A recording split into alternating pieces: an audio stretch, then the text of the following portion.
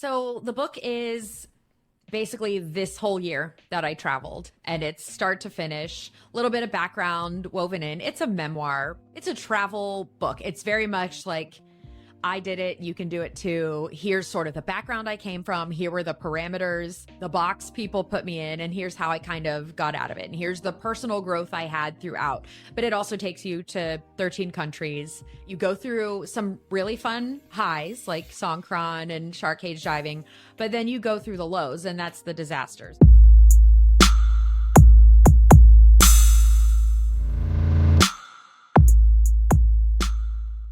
Hey guys, welcome back to another episode of Destination Happiness. Today I'm joined by Angie Orth, traveler, writer, and creator of Angie Away. After leaving a successful PR career, Angie embraced a life of adventure, turning challenges into stories that inspire.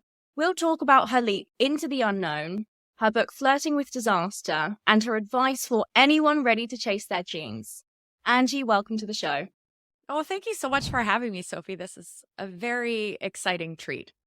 Oh, I'm glad to have you on. I'm sure everyone's going to find a lot of value in the episode. So yeah, thank you so much. So I just wanted to kind of go back to where your journey began, the beginning of your exciting life. So can you tell us about your life before you started traveling? Sure. I'm a bit of a small town American gal from the South, grew up kind of in my bubble, and very slowly throughout my childhood got little drips and like little peeks at the rest of the world. And it was sort of ingrained in me that you don't go anywhere else. Everywhere else is dangerous. Home is safe.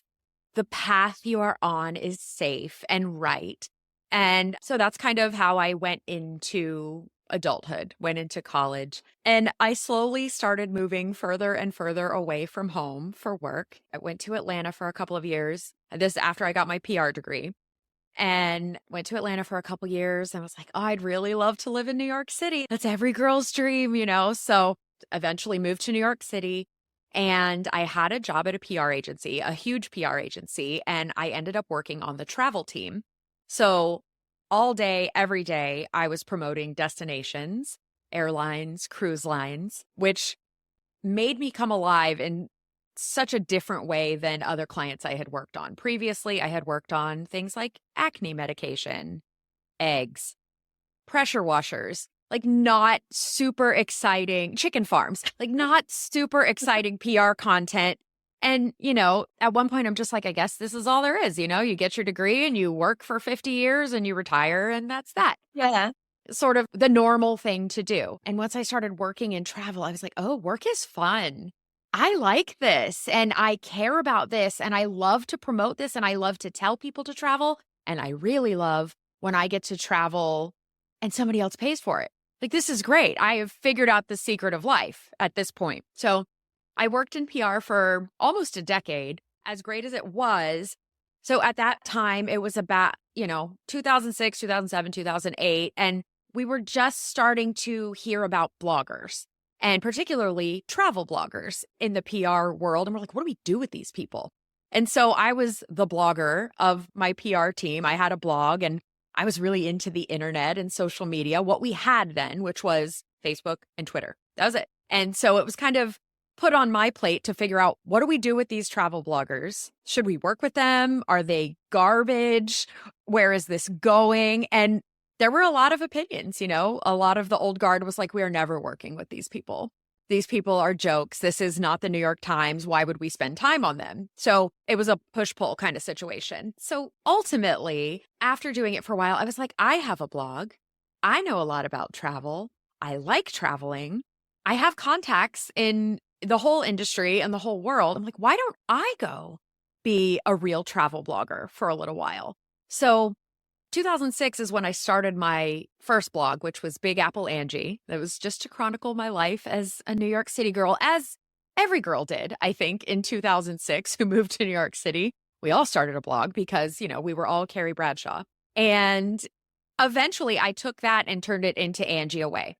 And the initial plan was, I'm going to quit my job for a year, and then I'm going to come back and be an adult. I turned 29, I left, and then I'm going to turn 30 on the road, and I'm going to come back, and I'm going to be a grown-up. Because everybody back home is like settle down. You're insane. You're like 30 years old and you don't have kids and you don't have a husband and you're kind of aging out of life and you're about to be elderly. And, there was this whole sort of force coming at me from the South. So ultimately, I went on my trip, turned 29, went on my trip, and I have been doing that ever since. So I never went back to full-time PR work. And I just, since then, have been doing the work that comes my way. So obviously, travel blogging became a thing and became my career. And then travel influencing kind of followed after that. And, every 6 to 18 months when it changes or there's a new social media network added on, I adapt. And so that was Instagram and then TikTok and all the things. And I've kind of adapted from just girl sitting at my computer tapping out a blog post at work, while my coffee kicked in. I would just write like, guess what happened on the way to work today? It was so interesting. Boom. to someone who does this for a living, has many, many spreadsheets, and gets paid amazingly more than I ever did in my PR job. And as terrifying and risky as it was at the time, because no one quit their job to travel around the world alone when I did it. That was weird. Now, I must have 1,000 friends who have done that. Like 1,000 people I follow on Instagram have done that in the past year. It's not uncommon. People are actually following that dream and not feeling quite as tied to, I guess we could call it the American dream of work, work, work, work, work, buy a house, retire, die.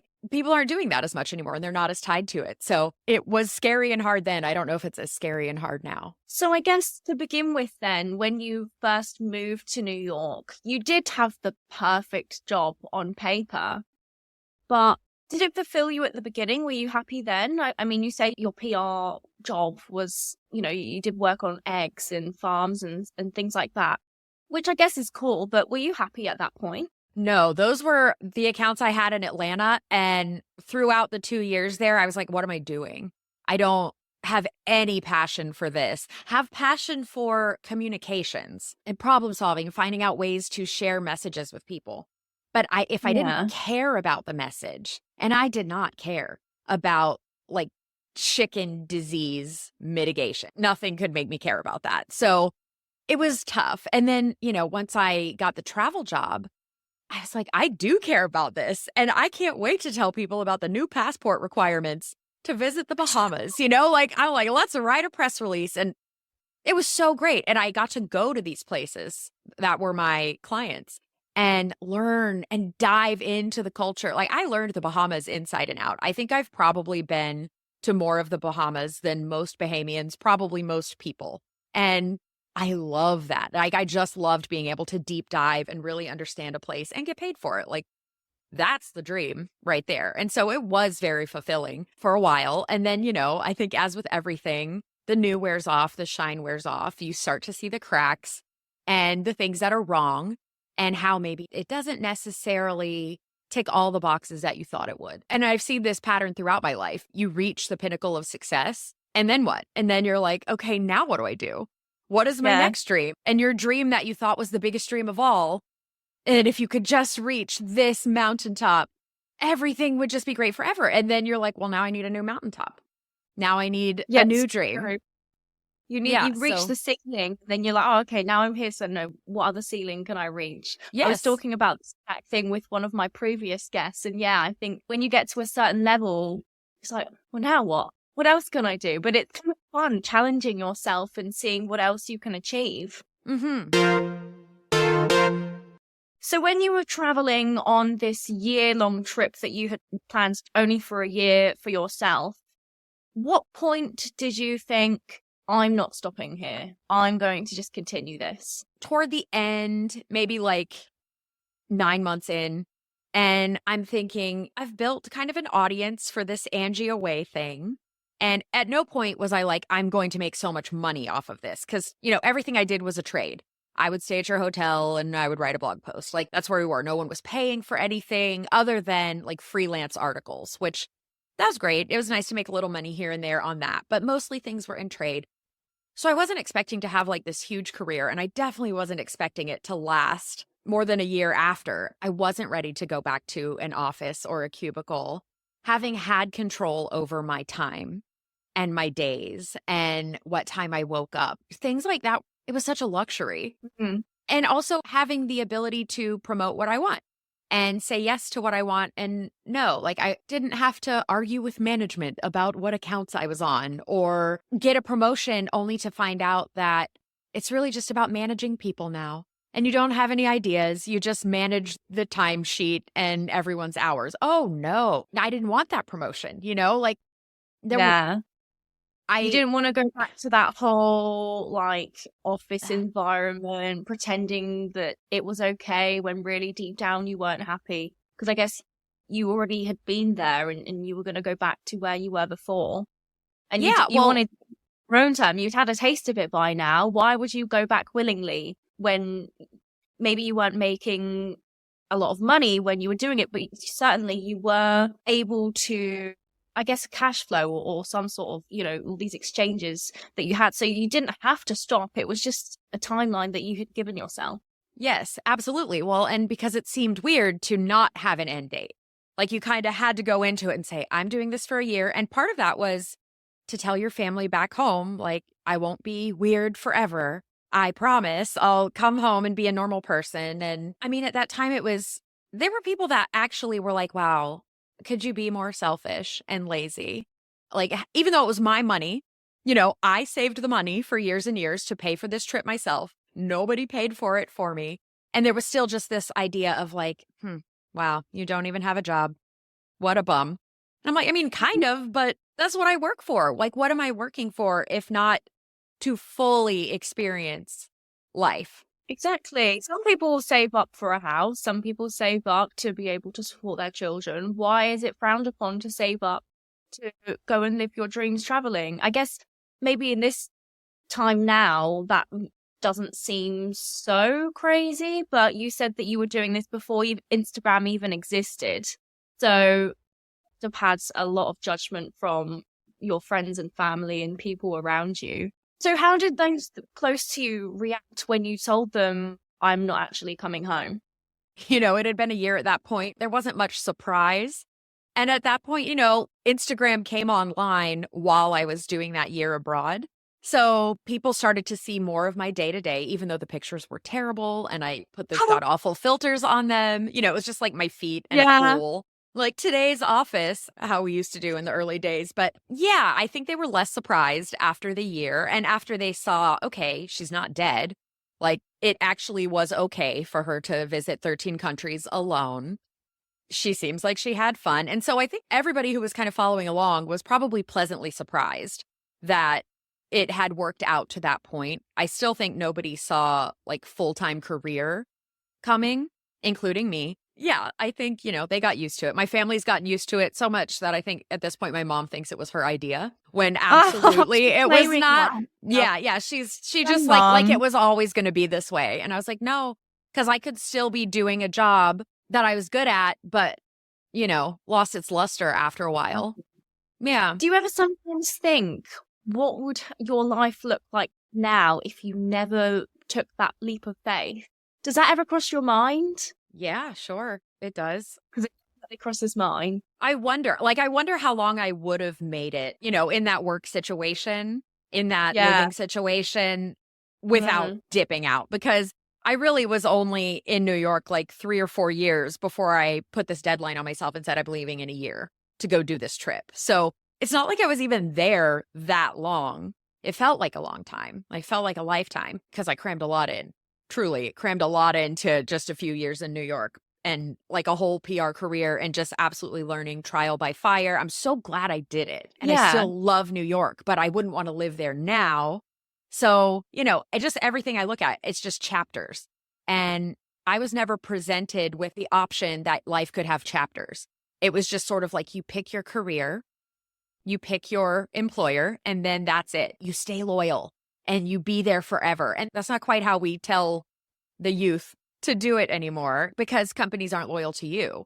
And I was kind of on the cusp of realizing that, I don't know, I would say societally, we were realizing like maybe your company isn't going to be with you forever. And maybe they're going to drop you the moment it's financially make sense for them to drop you, you know? So loyalty doesn't get you that far in corporate. And that's just the reality. So No, I it's probably true. wouldn't be in corporate one way or another. It's just a matter of when I would have left, probably. Like the idea of life being in chapters, because I feel like it takes the pressure off trying to perfect one thing, one career. And maybe for me as well, my life has had a few chapters. Looking back over the past 3 years, I have lived in 5 different places, and I feel that these different places are all chapters. And bearing in mind, I haven't been working online until like recently. So all these chapters, as well as living in a different place, I've also had really different careers. I've worked in the outback in Australia. I've worked on sailing boats. I've worked in the cities.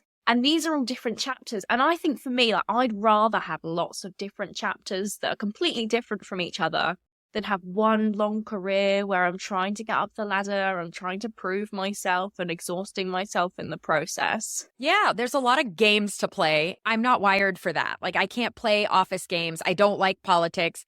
I just want to do what I do well. And I just want everybody to leave me alone. And that doesn't really work, I've discovered, in sort of an office setting. You know, I think things through, and I don't know, I'm probably just too intense for like a big team.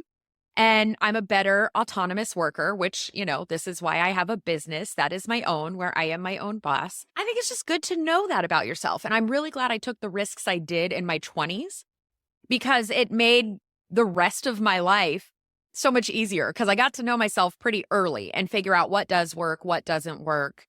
So my 30s and 40s can be like, oh, yeah, that's not going to work for me. I don't care how much the salary is. I absolutely am not going. I mean, you could pay me all the money in the world. I'm not going back to 40 hours a week in an office. Way. I can't. Like, I literally can't. I would probably shrivel up and die. Like, just like an unwatered flower. I can't do it. So, but I know this about myself, and I'm much more accepting about it now, because back then it was sort of like something's wrong with you if you can't fit the mold. And now I'm like, no, lots of people don't fit the mold. And there's plenty of work for all of us. And work from home is a thing now. Work from home, like, oh no, I had pneumonia one time. And they were like, I don't know. You really need to be in the office. I could have worked at home.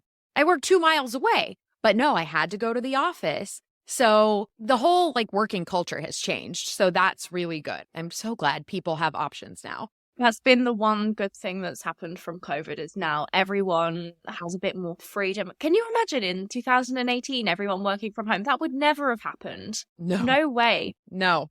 Absolutely not. There wasn't, well, I mean, I guess Zoom was around, but, you know, remote interviews, things like that, it just didn't exist.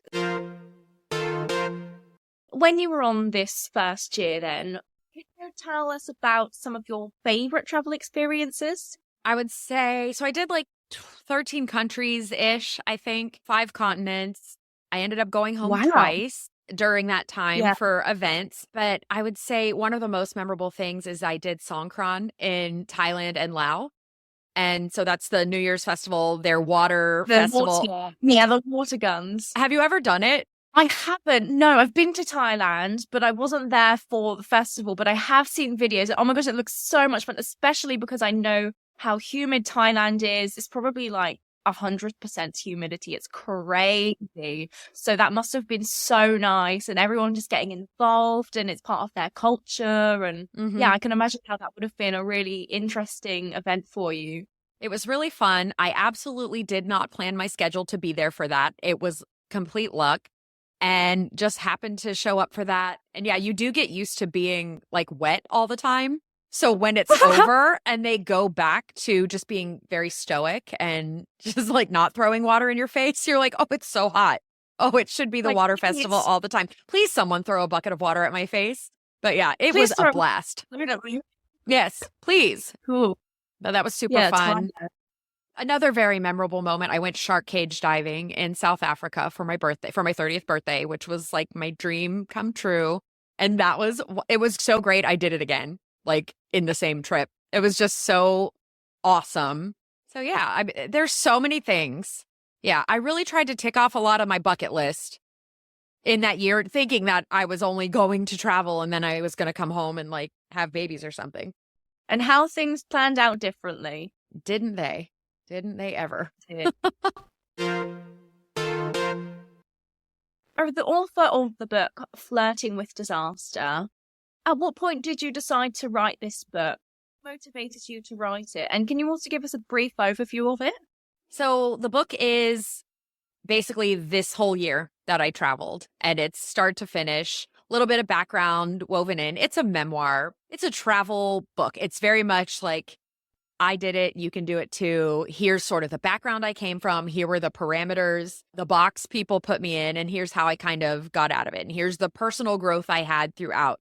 But it also takes you to 13 countries. You go through some really fun highs like Songkran and shark cage diving, but then you go through the lows, and that's the disasters, right? So there were some lovely English men and some lovely Australian men who now I'm like, yeah, right. Like I had my Mr. Darcy who turned out to be a Mr. Wickham, and those things were happening all along the way. And, navigating that kind of alone in the world, and you hope for your like fairy tale ending. And of course, I'm like, I'm going to meet a guy and then I'm going to move to England and live in a castle. It's going to be so great. Not exactly how it works out, right? That was sort of my idea. And anyway, so it's just kind of a modern telling of Southern girl goes around the world and has crazy adventures and almost dies a bunch of times and avoids natural disasters and wars and protests. And I mean, I got robbed. So many things happened throughout that year. So I wanted to write a book that was very true to the experience. And so it's like you laugh, you cry, you're like, I can't believe that happened, or I can't believe she was that stupid. I get a lot of that. Like, yes, I was 29 and single. I did absolutely follow my heart all over the wrong places. It's a canon event. It's happened to the best of us. Well, it absolutely does. And that's kind of one of the things that inspired me. So I went into the trip, like I always wanted to write a book. I've always been a reader. So just writing a book was sort of always on my, like someday I'll write a book about something. But I don't know who said it, Mark Twain, Ben Franklin, somebody said, you have to live something interesting enough to write about. So I'm like, this trip, this could be interesting. But I didn't think it was going to go the way it did at all. I thought it was going to be, everything is great. I'm sitting by the pool every day with a cocktail. I'm going to meet a guy. It's going to be so magical. And really, it was not like that at all. So the thing that really kept me going and wanting to write it afterward was to say, hey, girls who are put in a box, I jumped out of the box, and basically you can too. Not that this is the way to do it, because I don't necessarily think travel, like quit your job and travel the world, is for everybody. You don't want to be 50 and thinking, I have been married to the same idiot for 30 years and a guy I met in high school, and you just didn't know any better, And you see so many people like that are like, man, I never lived life. I just jumped into what I thought I was supposed to do, and I never knew there were other options. So my whole thought is, here are some options. You might not take this one, but there are others. And there are so many ways to go with life to be fulfilled and to have fun. Like, what are we doing if we're not adding some fun and some wonder to our lives? That's as we go, go, isn't? We just want to have fun. Girls just want to have fun. There you go. There's a reason that's a very popular song. Exactly. So are there any stories or themes in the book that you feel resonate most with the reader? The most feedback I have gotten from women has been like resoundingly, the men. Yes. Like when you believe what someone tells you and you're swept up in a moment and it really is so romantic, and you're in Greece and you're looking at the windmills and you're on a date and he's got an accent. This is how the movies happen, right? So of course, the next step is going to be magical and romantic too, not him breaking your heart, in a bar after you've traveled to another country to see him and thrown your whole trip off. So there's multiple spots, and also the progression of me continuing to make mistakes. Like I didn't learn the first time, I didn't learn the second time, I half learned the third time. So really just and figuring it all out as you go, and I don't know, learning to give yourself grace, just realizing you don't know anything. First of all, ever. You really don't know anything ever, because I mean, I'm as old as I've ever been. I know as much as I've ever known, but in 5 years, I'm going to know more than I know now. So of course, I always think I have it figured out.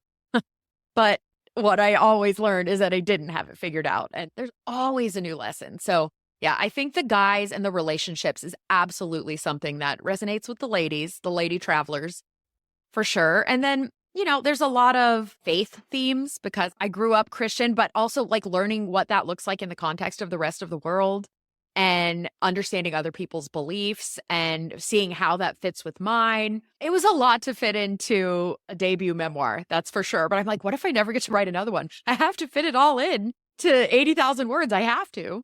Maybe you can write another one. You're still young. You've got all Ideally. Yeah, I would Sure. love to read another one of your books. The men side of things absolutely can resonate with. Didn't learn the first time, didn't learn the second time. I don't know how many times it's going to take for me to. Yes, Men that's abroad, real. Yeah. their accents. Oh my God. I know exactly They get what you. They get you. Well, and it's They so do. funny because now when I hear like a guy from Melbourne talking, I'm like, I hate Oh, you. I literally hate Rob. everything you say. You're dumb.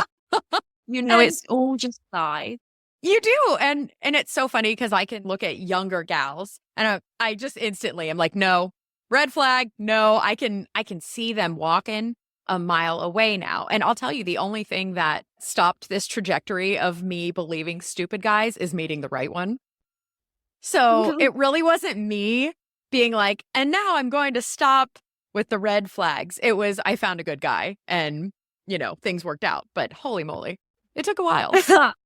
Well, I'm pleased for you. I'm pleased you found Prince Charming, although you may not be living in a castle in England like you are gonna be. But you've built your own castle and you've got your prince.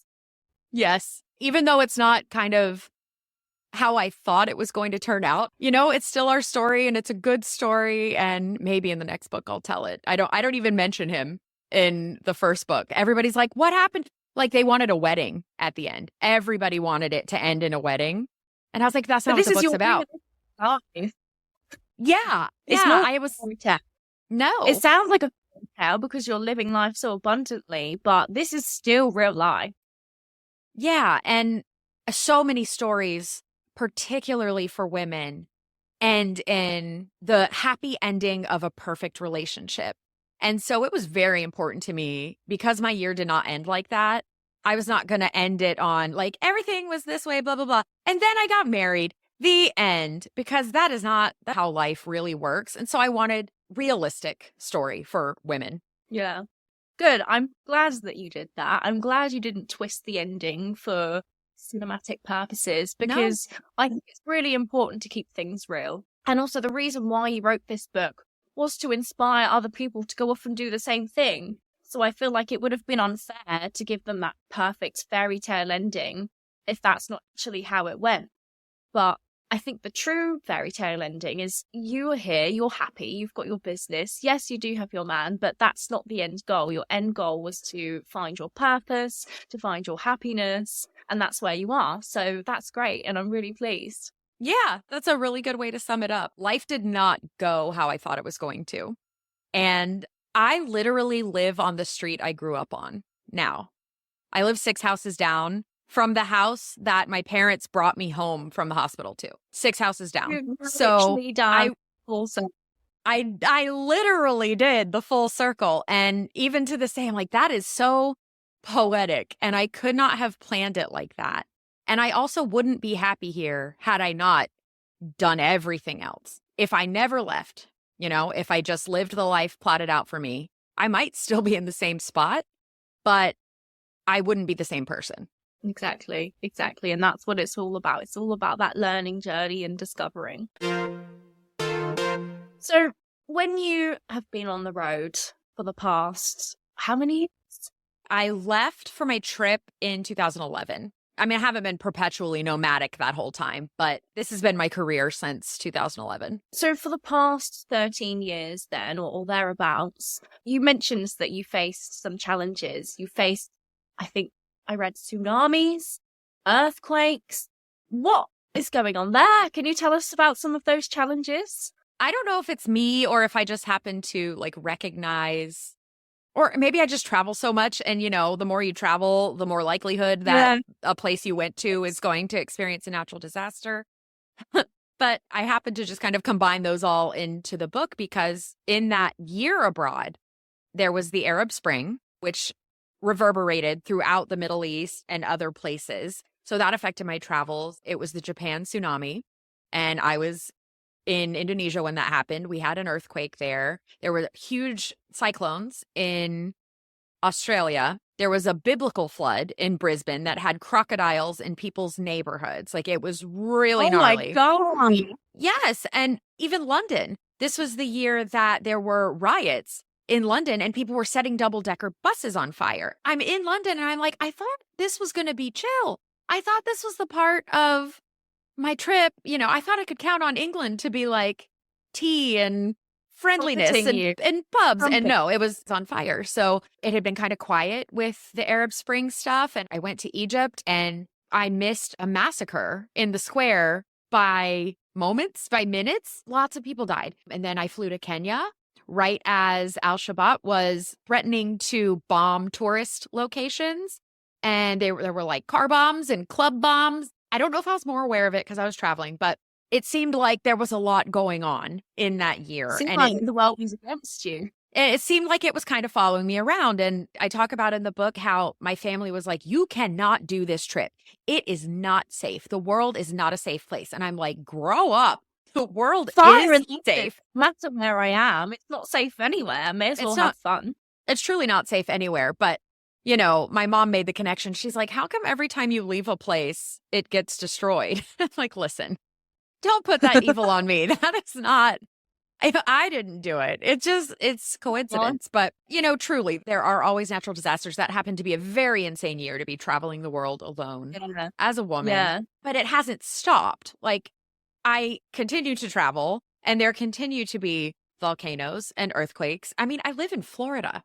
We had 3 hurricanes this year. Yeah. So that's not wise okay as well from the recent hurricane. Whereabouts in Florida are you? So we're in Northeast Florida, which usually does pretty well in hurricanes. We don't get a lot of direct hits, but we'll get the edges and a lot of flooding. So it's been fine for us, especially compared to everybody else. We've had effects, but nothing like everybody else. Nothing we don't bounce back from within a week. Other people have had it so much worse this year. But there's another one out there. We literally might get hit by a 4th hurricane next week. So not my fault. I take no responsibility for this. Yeah, that's just the world we live in. But I mean, last week I was in Hawaii and we're flying to the Big Island in the midst of flash flood warnings that are sweeping cars into the ocean.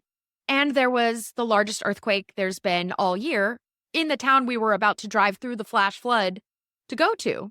And at this point, I just have a very high tolerance for this stuff. I'm like, oh yeah, flash floods, tornadoes, hurricanes, great. Nothing usual. It's just another day at the office. Yeah, pretty much. Do you think sometimes you have to make calculated risks on whether to go somewhere or not? And also, have you learned anything from witnessing all these natural disasters? The calculated risks, yes, because there were a lot of worries on my part about every destination I went to, of course. Like, is it going to be safe? Especially like going to Egypt after the Arab Spring. I'm like, this could be a terrible decision. And it could have been, but it wasn't my time. And so I eventually have worked through sort of my younger years anxiety and my family's anxiety. And you can like have a cool life and do cool things and maybe die at some point, or you can be completely bored your whole life and definitely also still die at some point. It's just a matter of when and how. And I think I'd rather risk it than stay home, at least looking back. I say that because here I am surviving all the things. You know, it's easy to say that when you have survived. I don't know. And then like learnings, so many learnings. I don't know. It just probably that life is short and precious. And toward the end of the book, I talk about I've traveled around the world and I've had the privilege to do so and the privilege to work and pay for it myself as a woman and then go do whatever I want because of the strength of my passport. I never had to ask permission. And so to have that privilege and then being able to look back at the whole year and say, how many tens of thousands of people died this year in the same places where I was? And maybe they were, maybe they weren't living the life they wanted or the life they dreamed of, but they just didn't know it was going to happen. The people who died in that massacre in Egypt the day I was there, they didn't know that was going to happen to them that day. And the people who died in the tsunami, they didn't know that was going to happen that day. So, like, you just don't know when your time is going to be up. So, you got to go out there. I mean, it sounds so cliche, like carpe diem, but the life is here for the living and you just don't know how much of it you're going to get. It is. And I always find myself saying cliche phrases about travel, but the reason why they're so cliche is because they're true. You do have to just grasp life and, you know, you don't know what's going to happen from day to day. Tomorrow is never guaranteed. And if that's the case, then you may as well start having fun today and stop worrying about tomorrow. And do take the calculated risks. Not every country is one you should go to. You know, when I was considering should I go to Egypt, there were a lot of things I took into account. And one of them was I'm not going to travel solo for this. I'm going to go on a tour with a group. So I will be among other people and I will be with local guides who know what's going on versus me just gallivanting around in the middle of a protest, you know? Yeah. That was a smart decision and that was a calculated decision. You always have to be choosing your safety and your health and prioritizing that. But there's a difference between safety while traveling and safety within your four walls at home and you experience nothing. There's two different kinds of safety. Yeah, for sure. I agree. And I think taking those calculated risks and just doing some assessment and research beforehand, like, for example, booking a tour rather than going to a country by yourself, that's ways that you can take calculated risks without having to compromise. Yeah. And the whole idea of what you said about, you know, we're going to go one way or another and it could be whenever, it kind of takes me on to my next question. So I wanted to ask you, how has travel influenced your sense of purpose or your faith? I could talk about that forever, probably. I would say it strengthened my faith, even in the questioning, because going out into other faith traditions and cultural traditions and being able to see how it stacks up and how my beliefs hold true and I can love other people and respect other people and not push my stuff on other people and they don't push it on me, but we still love each other and we still appreciate each other. That was great just to be able to see other people doing their lives and know that your bubble isn't it. Like the world is a really big place and your beliefs may be true, but your beliefs might also be culturally influenced. Like, you know, even within Christianity, there's 50 different Christianities. And so which one is right and how do you dig through that? I think there's a constant learning. It's not just one thing and you keep learning and you keep understanding the truth in different ways. And the truth is the truth, but there are so many layers and I don't know. It's just really beautiful to have been able to go out and then come back and still believe what I believe, but also have such a love of other people and their traditions and their cultures and their faith. Oh, that's really nice. When I was in Vietnam, so I come from a Chinese background, as you can probably tell by my decor. So my dad's side of the family come from Hong Kong. However, my mum's side of the family come from Scotland. So my dad's side is all like based around Buddhism, but then my mum's side is based around Roman Catholic religion. Yeah. So when I'm traveling, I don't really follow any of them particularly closely. But when I was in Vietnam, I went to the Pink Church in Saigon, I think it is, in Ho Chi Minh City.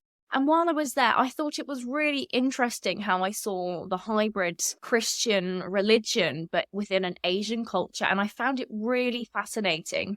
And for me, it's not really about what's right and what's wrong. I just really found it interesting that it's not really two kind of groups that I would put together. However, I was there. I was at this really gorgeous pink church. I went in by myself and I just sat down and honest to God, I started crying while I was in that church, just listening to everyone sing.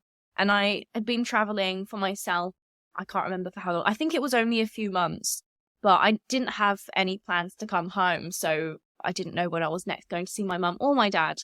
But when I was there in that church, I felt like both of them were with me, like my grandma and my ancestors from my mum's side, and then also my ancestors from my dad's side, from two completely different religious backgrounds, but coming together as one. Oh, it's beautiful to have a moment to reflect. I don't think we get enough of that in sort of, I don't know, the culture that we live in. It's like, go, go, go. What's next?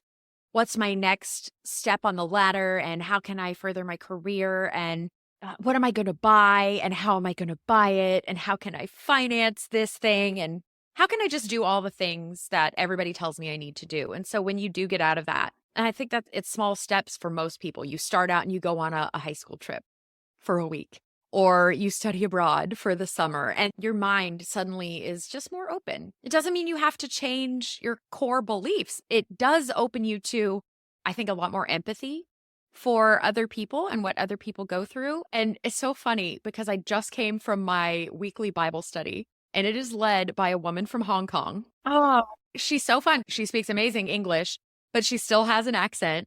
And she brings so much of her culture in. And she's always like, am I this way because I'm Chinese? Or am I this way, just because blah, blah, blah. So wild. And honestly, in my group, we have a Palestinian lady, we have a half Jewish lady, we have this Chinese lady. And I love that because I feel like my travels are all with me kind of in my oh, home. There's beauty in it. I don't see the differences. I just see, oh my gosh, we're all here together. And how amazing that we were brought into this room in Jacksonville, Florida, from all different backgrounds. And we all believe the same thing. Like that's the most beautiful thing. I don't know if I would appreciate that so much had I not met so many people around the world. yeah, that is really beautiful. I love that. The thought of you guys all there together. That's really sweet, like a family. Mm-hmm. I wanted to now talk about some advice that we could give for aspiring travelers. So, what advice would you give to someone of dreaming about traveling, but maybe they're feeling a bit stuck or afraid to take the first leap? Something I usually tell folks is you don't have to travel for a year. You do not have to have this eat, pray, love journey that is an epic novel kind of situation. There is nothing wrong with taking your vacation time and going on a trip, weekend trip in your own country. Feel it out. See if you like solo travel. See what it's like to be on your own with your own thoughts all day. Like that can get kind of loud.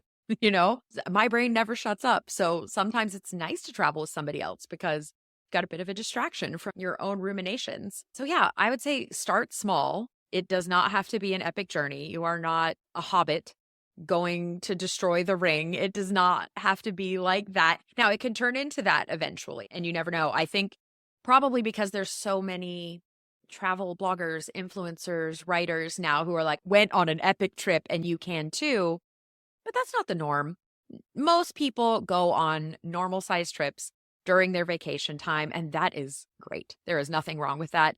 There's nothing wrong with having a so-called normal life, but do make time for it. If it's in your heart to travel, nothing else is gonna sort of like fill that than going out and going to the place and experiencing the place. There are so many people who go to Costa Rica on a mission trip in high school and then never go anywhere else. Like they're always going back to Costa Rica, and it's because they love it so much and it fills them up and they feel like they have a family there and they feel like they get it.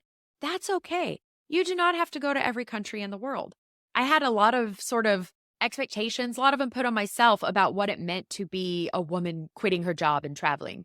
And it was, you have to go to all the continents and you have to do it for a year and you have to do this and you have to stay in hostels. Yuck. No, thank you. I'm just not a hostel person. I mean, I'm kind of a hostel person, but I don't want to stay in a hostel most of the time. It's not for everyone.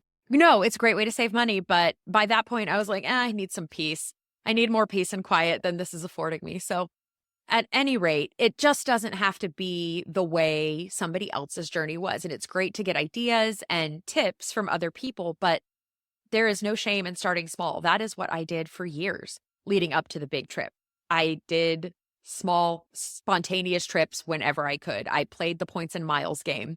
I tried to just fly places for free as much as I could and, stay at a friend's condo in Cancun. And I didn't want to go to Cancun like 3 weeks before. But the condo came open and I got a cheap flight and then I was in Cancun. So just kind of taking opportunities and just saying yes to adventures. Dipping your toes in the water. My first solo trip, I was actually forced into it, but I didn't choose it for myself. I had 1 week of holiday left to use at work, and it was coming up to the end of the year. I think it was around October, November time. And my work said to me, Sophie, you've got this holiday to use. It's not going to roll over to next year. You got to use it or lose it. And I was like, okay, right. Okay, I don't want my holiday to get lost because, you don't get many perks from work, I guess. corporations are out to get you, I think. So I wasn't going to let this holiday roll over to next year. My friends and my family were all busy with their own commitments, buying houses, saving for houses, blah, blah, blah. And so I found myself in a position where nobody could come with me. And I decided, all right, well, I've always wanted to move abroad. Why don't I use this 1 week holiday as a test to see what it's like being in another country by myself for the first time? And at the time, my trip to Italy for 1 week absolutely changed my life. It changed the way I thought about myself. It changed my confidence. It changed a whole load of things. And I came back from that trip so determined to make traveling a full-time thing for myself. It was never even something that I had planned before. It was just an idea. But after spending 1 week by myself in Italy, I was just completely turned. I had decided, right, this is it for me. And at the time, yeah, it was great. I felt completely changed. But looking back, that was only 1 week in Italy. That wasn't a very big commitment at all. It was just a small scale dip in the water. But at the time, it completely changed everything I believed in. Yeah, that's how it was for me. I went on my first sort of trip abroad with my high school class to London. And I thought I was in the most exotic place. We speak the same language. We have like very shared history.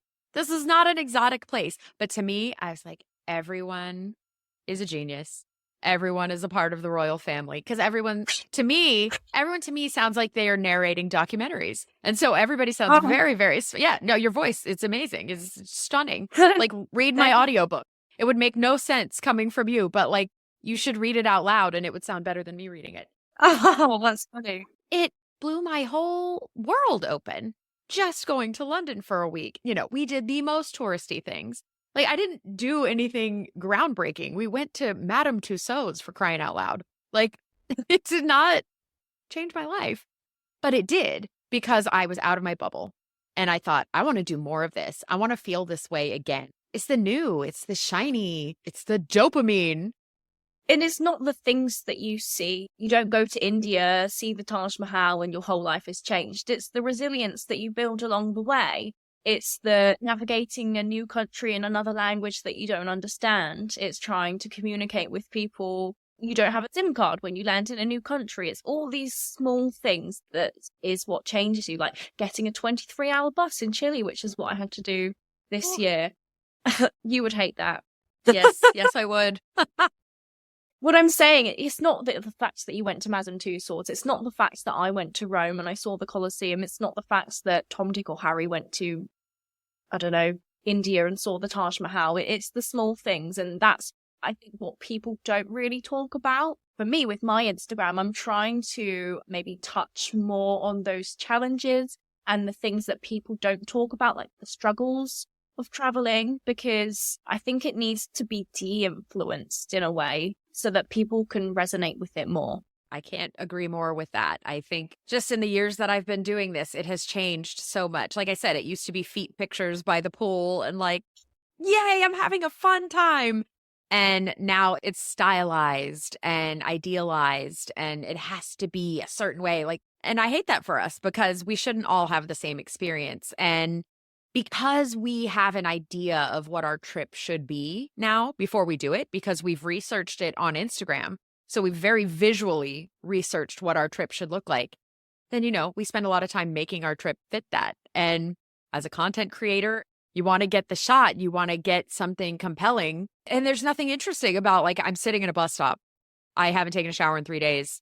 It's not a great image, you know, Instagram is not going to show that image to people. So these are all the kind of things you consider when creating content. It really is. It's interesting how it all shakes out. And I like what you said about confidence, because as confident as I thought I was, like living in New York City and working this great PR job, traveling by myself for a year was the thing that got me to know that I don't have to do anything I don't want to do. And I don't have to live a life inside the lines. I really can do whatever I want because I'm going to go out there and do it. And I believed in myself so much more even after that.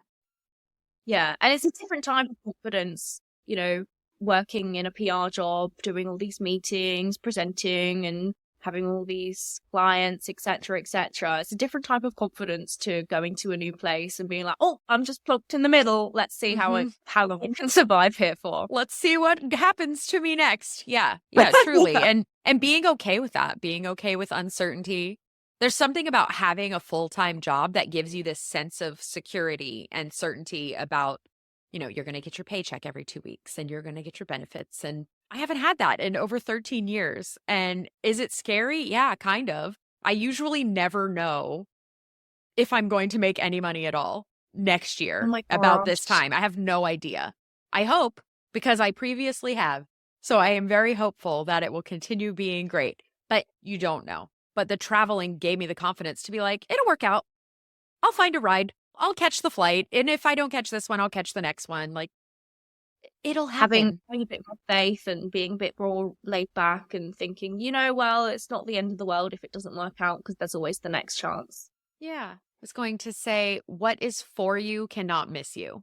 In all the opportunities in my life that I feel like were either failures or missed chances, every single one of them, I look back and say, oh no, yeah, I'm so glad that didn't happen, because then this wouldn't have happened. I'm so glad it didn't work out with Mr. Darcy, because now I have my own Travis Kelce, like you trade these things out and you think you know what you want. And then there's so much value in going with the flow. It is. And I think about things like that now when things don't work out for me in the way that I expected or in the way that I'd hoped for.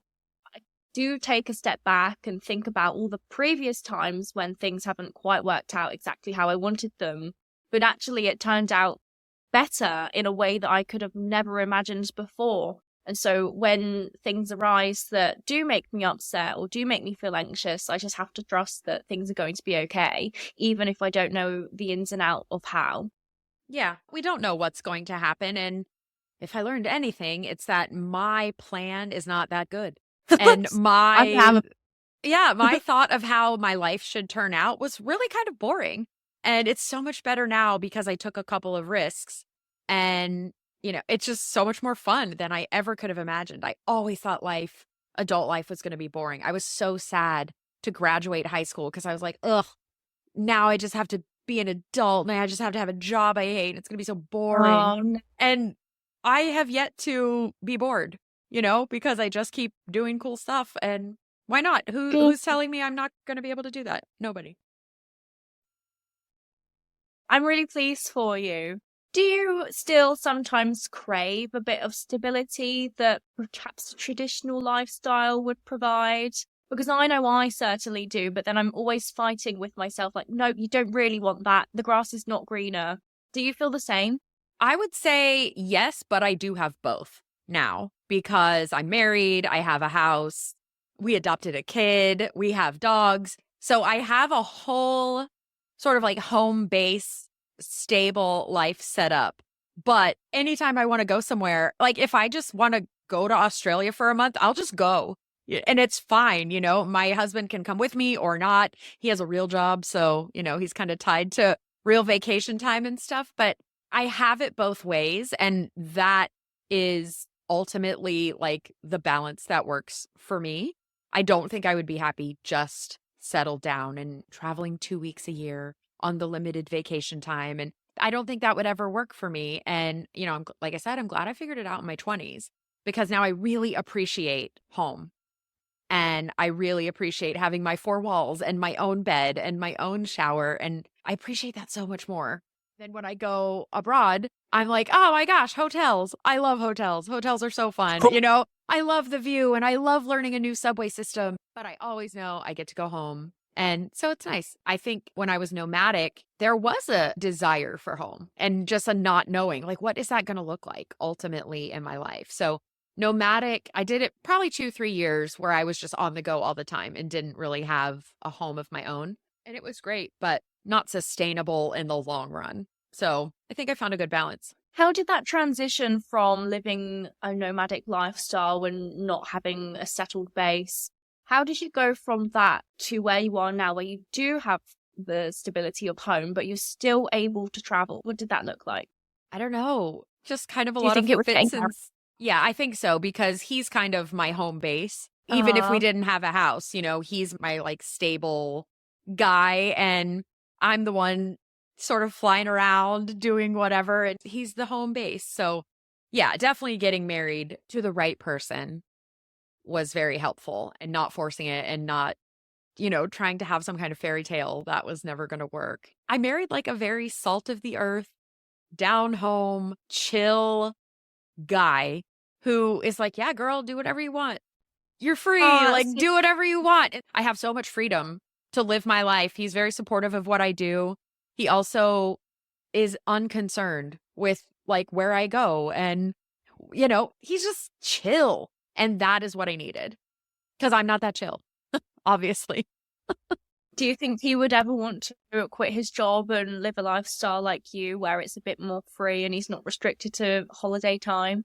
I'm sure he would love to do that. I don't know that he would want to travel all the time. He's so much more chill. He doesn't need the constant, this is new, that is new, this is new. And he's not a planner like I am, where I can say, okay, we're going to Vietnam and it's going to be like this. And here are the things I have set up for us. Like he does not do any of that. He shows up at the time I say, may bring enough shoes, maybe not. He's just so much more chill about things. He just goes places. And then he's like, wait, what are we doing today? Where are we going?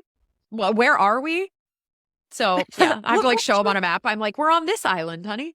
But yeah, he's just like happy to be along for the adventure. And it's what I needed. But you don't find that unless you kind of meet the wrong ones first and know that Yeah. I cannot deal with that guy and his neediness or that guy and his criticism. And you learn these things as you go along. You've And kissed your frog. yeah, you kiss the frogs and then you find out when you do get the one that is right, then it just makes sense. Yeah, absolutely. That sounds really sweet. I'm looking forward to the day that happens. It will. It will. It's going to happen.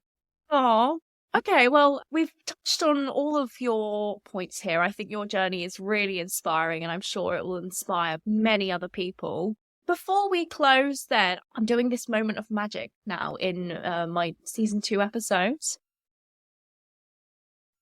I'd just like to ask, what is one incredible, unforgettable experience from your travels that has changed you or given you a new perspective on life?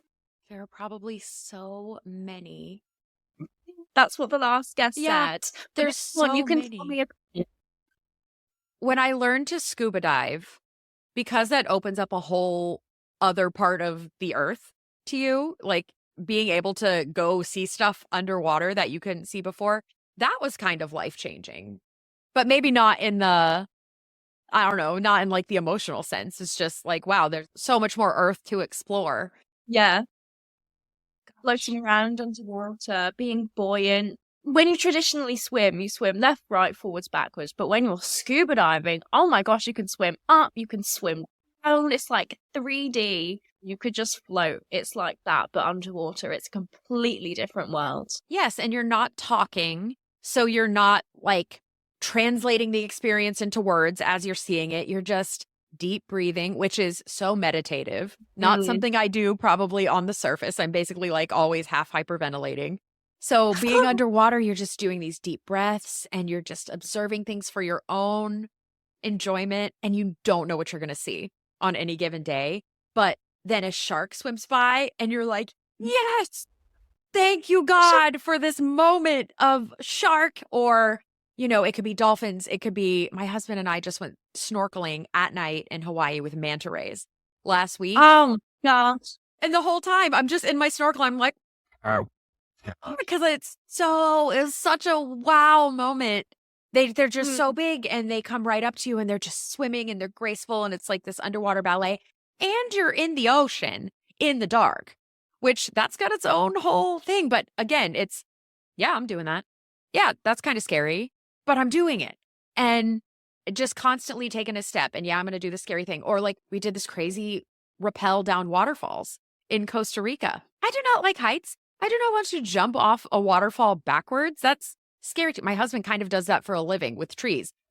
I have never been harnessed to anything and jumped backwards. And I did it and it was scary. But then the next day I'm like, yeah, I can handle any conference call. Like put me on a Zoom with anybody because I jumped off a waterfall backwards. So every little thing that's scary changes you and makes you a better person after you do it. Oh, I love that. That's a really beautiful answer. I completely agree with everything you said. Underwater, going through all those challenges, the small things do change you. And when you do one thing that you didn't think you could do, you feel like you can take on the world. You do. And then you do another and another and another. And next thing you know, you've been doing this your whole life. And then you write a book. It's crazy. I love it. Okay, well, thank you so much, Angie, for coming on to the podcast. It's been an absolute pleasure having you on here. Is there anything else that you'd like to share with our viewers before? No, just that my book is available everywhere you buy books. And it's called Flirting with Perfect. Disaster. Yeah. I was just about to say, where can we find your book? Also your websites. Where can we find you? So my website is angieaway.com, and that's where I am on all the social medias. I host a podcast called But Did You Die? With my sister. And we talk about basically some kind of dramatic moment from all of our trips. Something's always going wrong, so why not talk about it? And I also host the AAA podcast. It's called Traveling with AAA.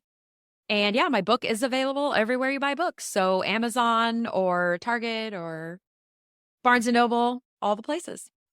Everywhere. So make sure you head out, make sure you go onto Amazon.com and you search for Flirting with Disaster and get stuck in to all the incredible moments Angie has been on and start thinking about what's next for yourself. Go out there and get inspired. Right, thank you so much for coming on the episode, Angie. It's been a pleasure. Thank you, Sophie. This has been really fun. If you like this episode, please make sure you follow along on Spotify and hit that notification bell so that you are notified every time a new episode comes out. Season 2 is imminent and I'm very excited to be sharing with you this new content. Also, don't forget to share with your friends and family if this resonated with you. I'm very excited to spread the word about destination happiness. So follow along and I will see you in the next episode.